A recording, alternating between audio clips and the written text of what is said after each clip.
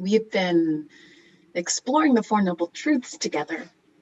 And I've been just, you know how your heart will just turn something over?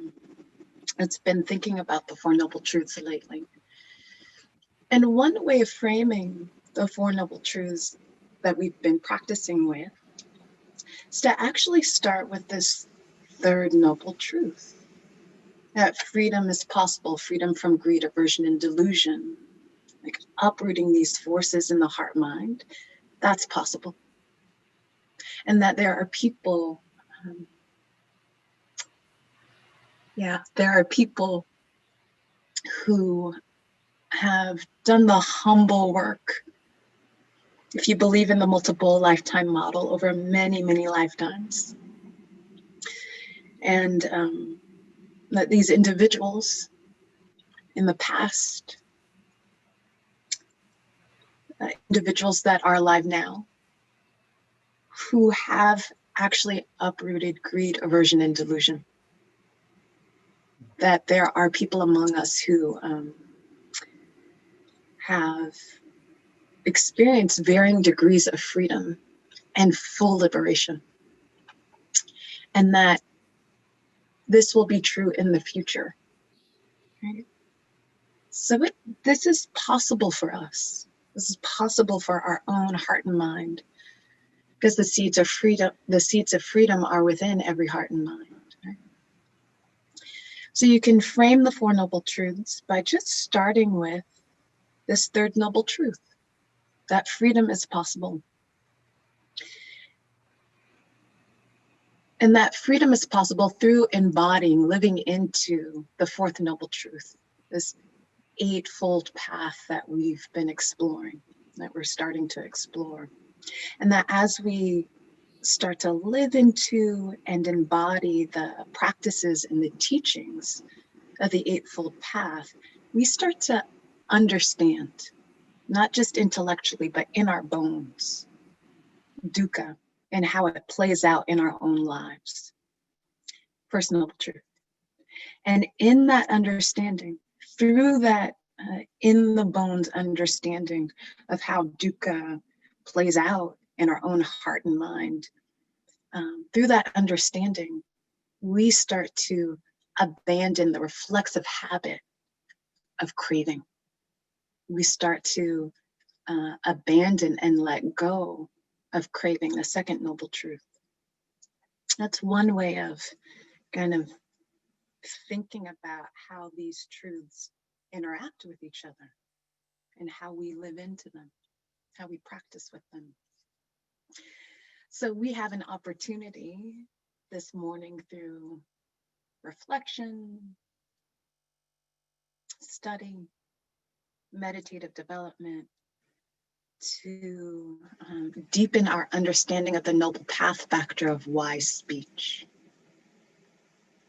Now, wise speech is such a powerful, powerful force. Just speech in general, whether it's wise or not. Our words and the energy that carries, or the energy within the words, yes? The intentions out of which our words come can obscure the truth and seed discord and distrust. As I think we've all seen in our public sphere of politics, how lies can actually result in like chaos on a social level. Words of slander and divisiveness can divide us, and they preclude us from seeing the inherent dignity and goodness within ourselves and other people. Even harsh words, the tone of them on a collective level can escalate tension and erode attempts at peace. And I just, in my own life, when I've been the object of someone's harsh, abusive language, my amygdala immediately gets activated and my executive functioning goes offline, or I can't think clearly. And since I've started practicing, and it's very rare that someone blasts me with abusive language, but it has happened. It has happened. Actually, recently during a month of practice. And I was so grateful to actually have the practice, to actually recognize what was happening, do everything I could to soothe the amygdala, just check and scan and see like, oh, is this more bark than bite? Okay, this is bark, not bite. I'm not in any danger. Feel your feet, keep on walking. Right? I was so grateful for the practice in that instance. And the intention of our words, they can have us engage in idle chatter or useless talk. And I notice when I've gotten caught up in that, or I've been around useless, idle talk, I can get confused about what actually really matters, right? Or sometimes just getting caught up in hearing myself talk. Or even after having a direct experience of not self, I'll see the activity of selfing start to come back in through speech, through idle chatter. And it's as if the heart mind was trying to protect my ego. I was quite afraid of this experience of not self. Through just talking idly, blah, blah, blah, blah, blah, blah, blah, blah, blah.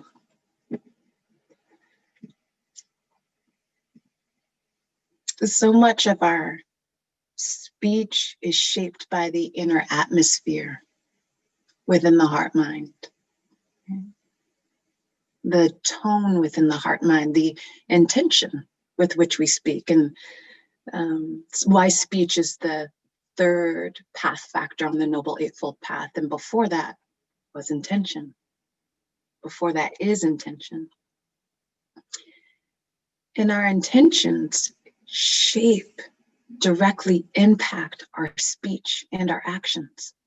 When there's an atmosphere in the heart mind, a tone of benevolence, of harmlessness, of renunciation, letting go, generosity, we are more likely to speak the truth. Because we see the value in actually being in accord with reality as it is. We're starting to, Bhikkhu Bodhi talks about it as taking a stand, and I'm paraphrasing, on things as they actually are, because that's where we're headed. Being in accord with reality as it is a gateway to liberation. Because it's in seeing how things actually are that wisdom arises. And it's wise attention and wisdom that actually liberates the heart. Okay? So this commitment to living in alignment with how things actually are, we express that commitment through our speech, speaking what's honest, speaking what's true. When there's an inner atmosphere of harmlessness in the heart mind, we speak. We're more likely to speak words of gentleness and benevolence that can actually start the process of healing collective wounds of violence and strife. So last night I just finished Nelson Mandela's autobiography, Long Walk to Freedom. And in it, Mandela describes a presidential national debate between himself and Mr. de Klerk. And de Klerk was the head of the National Party that established the apartheid system during Mandela's lifetime. And I just want to read you this passage. because in it you hear Mandela choosing benevolence and gentleness over harshness.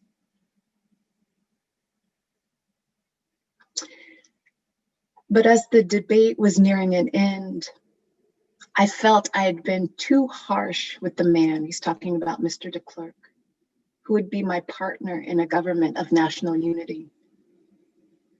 In summation, I said, the exchanges between Mr. de Klerk and me should not obscure one important fact. I think we are a shining example to the entire world of people drawn from different racial groups who have a common loyalty, a common love to their common country. In spite of criticism of Mr. de Klerk, I said, and then I looked over at him, "Sir, you are one of those I rely upon. We are going to face the problem of this country together." At which point, I reached over to take his hand and said, "I am proud to hold your hand for us to go forward." Mr. de Klerk seemed surprised, but pleased.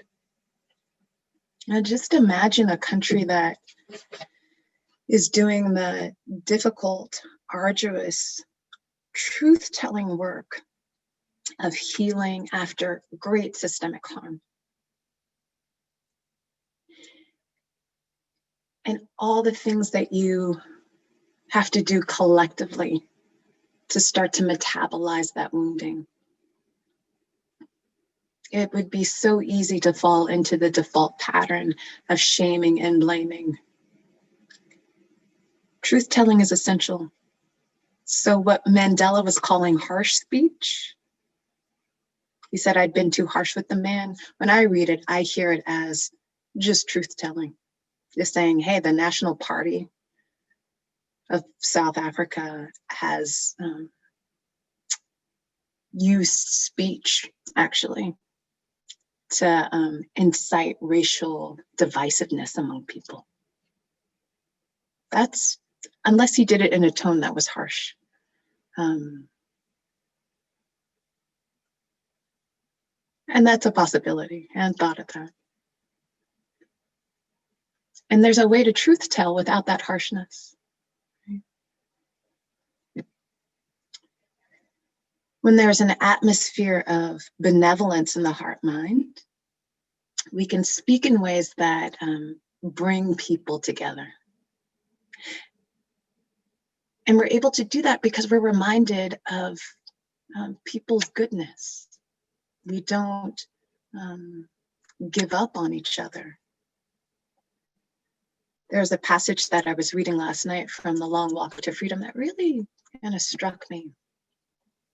This is Nelson Mandela talking about his time in prison. Robben Island, for 17 or 18 years of his 27 years in prison. He says, even in the grimmest times in prison, when my comrades and I were pushed to our limits, I would see a glimmer of humanity in one of the guards, perhaps just for a second, but it was enough to reassure me and to keep me going. Humanity's goodness is a flame that can be hidden, but never extinguished. And can we dare to allow ourselves to see the good in another, even when they're behaving in ways that are egregious, that are harmful, that is not to our liking? And I'm not saying that's easy, it ain't. But what I so admire in Mandela is that he didn't give up in seeing the good in others. He was living in a system of apartheid, a system of laws and customs and practices that were intentionally, actively trying to divest people of their full humanity. It was cruel. And he resisted that by reminding himself daily of his own inherent dignity and humanity, and being on the lookout for that inherent dignity, that inherent humanity in his captors.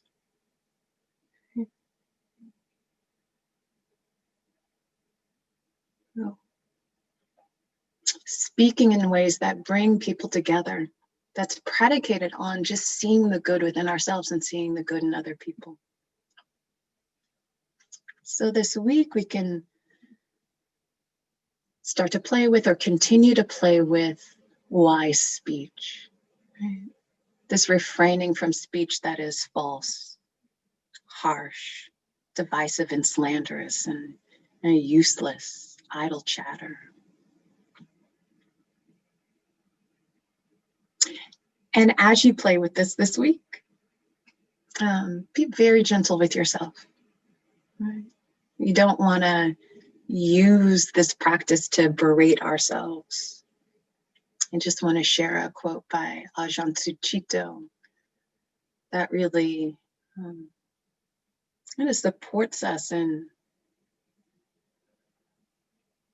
bringing gentleness to our practice. He says, handling the human heart is quite a job. So we need all the encouragement we can get.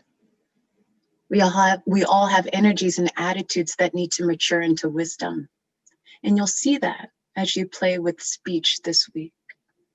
We all have energies and attitudes that need to mature into wisdom, but maybe there's a way of helping the heart to grow up by encouragement rather than through blaming.